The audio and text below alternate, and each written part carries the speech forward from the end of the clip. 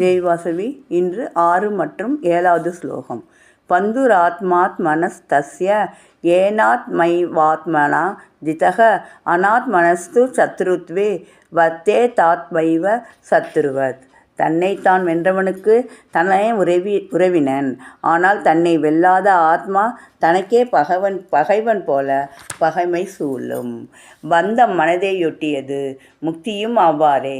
நான் ஒரு முக்தாத்மா, நான் ஈஸ்வரனுடைய புத்திரன், என்னை யாரால் பந்தப்படுத்த முடியும் என்று நீ சொல்வாயானால் நீ முக்தனாக ஆவது நிச்சயம்.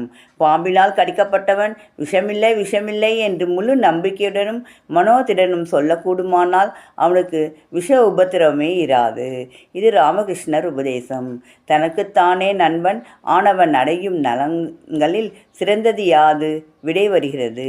ஜிதாத்மனக பிரசந்தஸ்ய பரமாத்மா சமாஹிதக சீதோஷ்ண சுகதுகு கேஷு ததா மானா பாமனா யோக.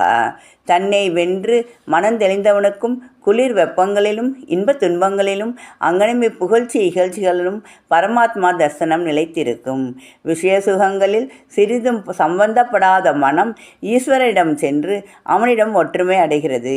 இப்படித்தான் பந்தத்தினின்று ஆத்மாக்கள் முக்தி அடைகின்றன. ஈஸ்வரனிடம் போகும் பாதைக்கு எதிராக செல்லும் ஆத்மா பந்தப்படுவதாகும். இது ராமகிருஷ்ணர் உபதேசம். நன்றி, வணக்கம். இப்படிக்கு லதா ஸ்வரூபம் விருத்தாச்சலம்.